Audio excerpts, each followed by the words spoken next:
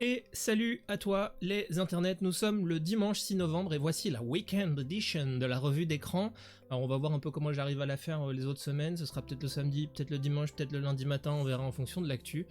Mais est-il possible de passer un jour sans évoquer Elon Musk en cette période? Difficilement, me direz-vous, et je ne ferai pas exception, et donc on en parle dans la revue que vous pouvez voir actuellement à l'écran. Si vous voulez plus d'informations sur le sujet, j'ai pas tout compilé, mais vous pouvez suivre le fil Twitter d'Écran Mobile FR pour y lire un peu en vrac les différentes analyses qui commencent à émerger dans la presse dans cette semaine, de cette fin de semaine, qui revient sur les retours un peu chaotiques de la première semaine de Elon Musk aux manettes de Twitter, notamment celle de Jack Dorsey qui prend sur lui les licenciements des salariés. Et il dit que c'est pour cause de croissance trop rapide de Twitter qu'il en est arrivé à devoir, via Elon Musk, virer la moitié du personnel en cette fin de semaine. Moi, je choisis de m'arrêter ici sur un articulé de un site qui s'appelle bizcrast.net, Business News, qui explique en fait que les licenciements sont surtout dus à une obligation bancaire de Musk. S'il veut pouvoir honorer rapidement son emprunt énorme qu'il a fait aux banques. En effet, le deal concernait son prêt gigantesque aux banques, contient une clause de remboursement dès la première année et progressif, et s'il intégrait dans les comptes de résultats qui étaient à peine bénéficiaires en 2022, comme on a pu le voir dans les derniers résultats trimestriels qui seront publiés, puisque la société est sortie de bourse, on se rend compte que s'il ajoutait le remboursement du prêt au compte de résultats, il se retrouvait avec une perte sèche de 700 millions de dollars qui viendrait s'ajouter au remboursement de sa dette, qui était quasiment impossible, sans qu'il lui soit d'ailleurs possible de proposer déjà des nouveaux plans pour intégrer de nouveaux financements. En une semaine, c'était impossible, et puis il lui reste 2 mois avant la clôture des résultats. Ceci explique sa rapide mise en exécution et des coups de tronçonneuse qu'il a pu faire rapidement dans le payroll, et d'ailleurs dont certaines sources précisent qu'il pourrait poursuivre les coupes en taillant ensuite dans le budget alloué aux infrastructures techniques.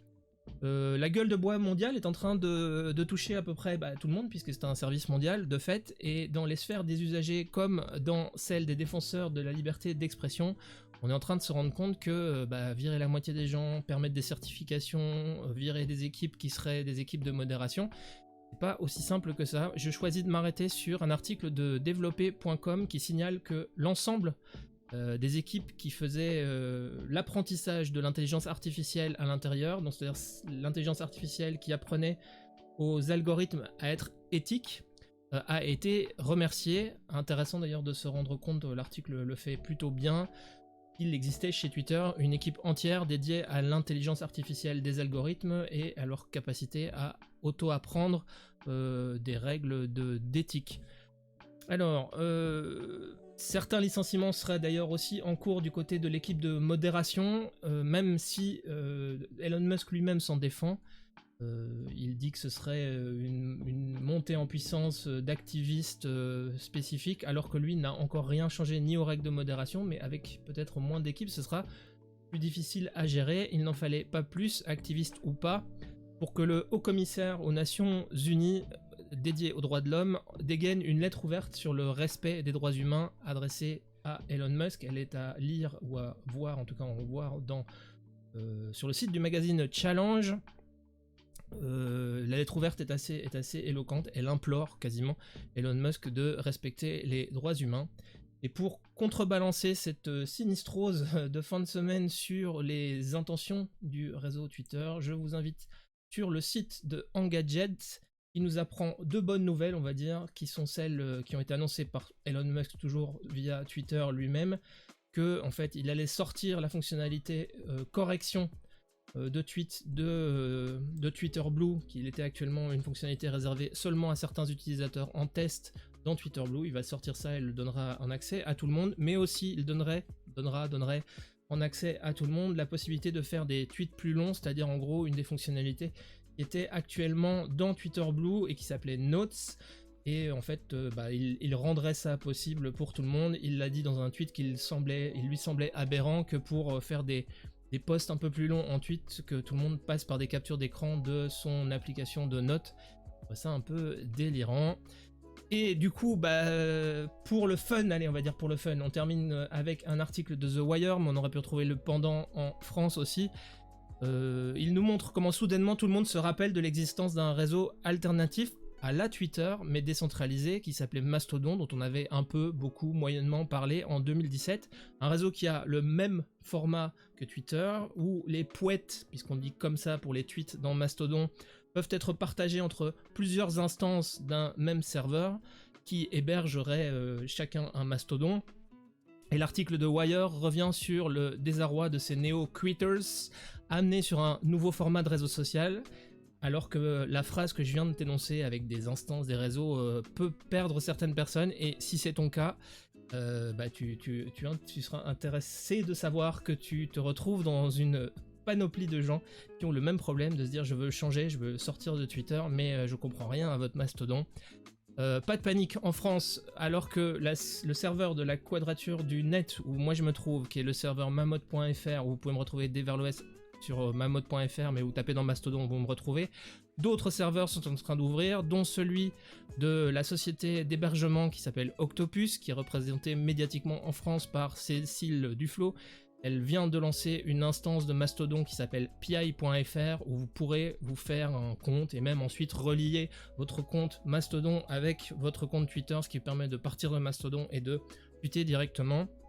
Et vous verrez qu'il y a toute une série d'applications pour Android. Moi j'utilise celle qui s'appelle Tusky, qui est un proto-client Twitter mais appliqué à Mastodon. Et peut-être qu'on aura l'occasion d'échanger sur cette plateforme qui depuis quelques jours bruisse de bruit de discussion et permet aux gens en fait de réinventer la discussion qu'on avait, je pense, un peu perdue sur Twitter. Donc c'est rigolo de voir que le rachat finit par recréer de la discussion dans un réseau à la Twitter. Et on termine avec une brève historique.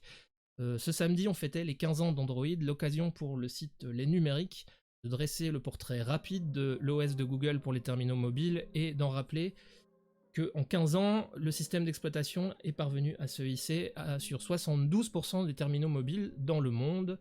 Voilà, je pense qu'on va dire que c'est tout pour ce dimanche. Je vais te laisser passer, alors je regarde par la fenêtre. Il fait pas beau, j'espère que tu vas passer un dimanche de coma.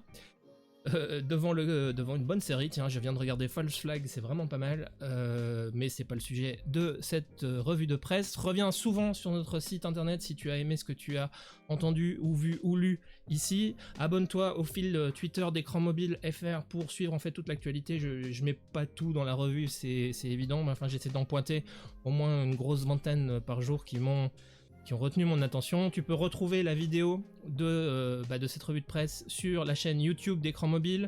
Tu peux l'écouter en cherchant l'effarouchement des étourneaux sur ta plateforme préférée de podcast. Le nom est un peu délirant, mais comme ça au moins on le retrouve dans un secteur tech un peu embrumé.